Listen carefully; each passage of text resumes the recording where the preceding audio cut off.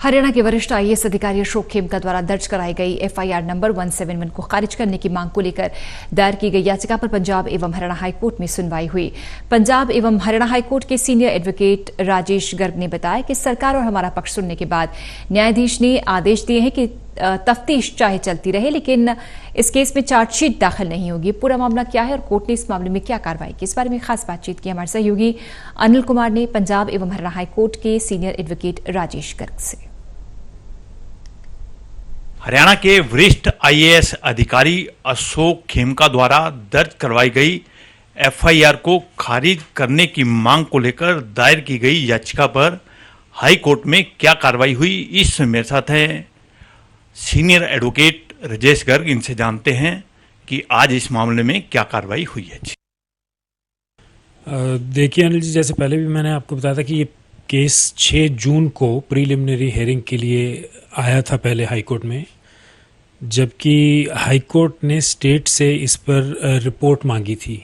Report या एक तरह से उस केस की क्या स्थिति है वो अवगत कराने के लिए उनको रिपोर्ट मांगी थी। और उसके बाद ये केस आज यानी 6 जुलाई को हाई कोर्ट में फिर आया। तो स्टेट को सुनने के बाद और हमें सुनने के बाद तो माननीय न्यायाधीश जी ने ये ऑर्डर किया है कि तफ्तीश चाहे इस केस में चलती रहे, लेकिन इस केस में चार्जशीट फाइल नहीं होगी। फाइनल रिपोर्ट जिसे हम कहते हैं अंडर सेक्शन 173 वो फाइल नहीं होगी। तो एक तरह से हम ये कह सकते हैं कि जो हमने जिस एफआईआर पर यानी कि जो 171 है, जो इस पर हमने ये पिटीशन दायर की थी क्वॉशिंग की, उस पर एक तरह से रोक एक मायने में ये लगाई गई है। गर्ग साहब, ये पूरा मामला क्या है? देखिए, मामला तो यही है कि जब श्री अशोक खेमका जी पर एफआईआर दर्ज की गई थी 26/4 को, उसके 1 घंटे बाद ही ये एफआईआर दर्ज कर ली गई, जो कि जिसकी डिमांड हमने इस बार क्वॉशिंग की है। तो हमारा इसमें जो ग्राउंड था, जो पक्ष था हमारा हाईकोर्ट में, वो यही था कि पहली बात तो ये कि ये नॉन कॉग्निजेबल केसेस हैं, ये सिर्फ कोर्ट की इनिशिएशन पर ही इस तरह की कार्रवाई चल सकती है, और वो भी अगर कंसर्न पुलिस ऑफिसर या इन्वेस्टिगेटिंग ऑफिसर इस बात को कोर्ट को अवगत कराए कि ये मामला झूठा था। तो जाहिर है जब ये 1 घंटे के अंदर अंदर एफआईआर दर्ज कराई गई हमारे क्लाइंट पर, तो इसका कोई बेसिस नहीं था। This is only A reactionary and A counter blast FIR.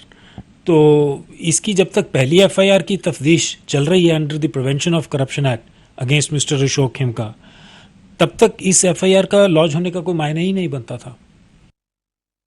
Garg साहब, जो आपने अदालत में याचिका लगाई है कि एफआईआर दर्ज को खारिज किया जाए, तो किन धाराओं के तहत एफआईआर दर्ज की गई थी? देखिए, हमारे क्लाइंट के ऊपर सेक्शन 211, 218, 195A इस तरह के सेक्शंस, जो 5-6 सेक्शंस हैं, वो लगाए गए थे। अगर इन सेक्शंस को पढ़ा जाए तो जो हमारे क्लाइंट हैं उन पर इस स्टेज पर खासकर ये सेक्शंस कोई बनते ही नहीं। अगर ये सेक्शंस बनते हैं या नहीं बनते, ये पहली एफआईआर के तफ्तीश के बाद ही पता चल पाएगा, और वो भी जब पहली एफआईआर जो है, जो कि 170 नंबर है, जो मिस्टर अशोक खेमका पर दायर हुई है, जब उसकी तफ्तीश कंप्लीट होगी तभी उसमें ये फाइंडिंग आएगी कि क्या इन धाराओं की कोई वाजिबता बनती है या नहीं। गर्ग साहब, अभी आपने पहली एफआईआर का भी जिक्र किया है, तो पहली एफआईआर में किन धाराओं के तहत मामला दर्ज किया गया था? पहली एफआईआर जो है वो सेक्शन 420 पीनल कोड और section 13 of the prevention of corruption act है।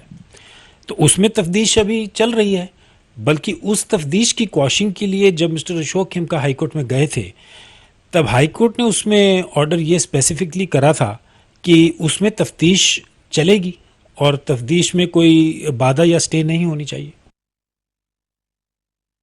ये थे मेरे साथ सीनियर एडवोकेट राजेश गर्ग। इन्होंने बताया कि अशोक खेमका द्वारा दर्ज करवाई गई एफआईआर को खारिज करने की मांग को लेकर दायर की गई याचिका पर आज हाई कोर्ट में सुनवाई हुई और हाई कोर्ट ने चार्जशीट दाखिल करने पर रोक लगा दी है।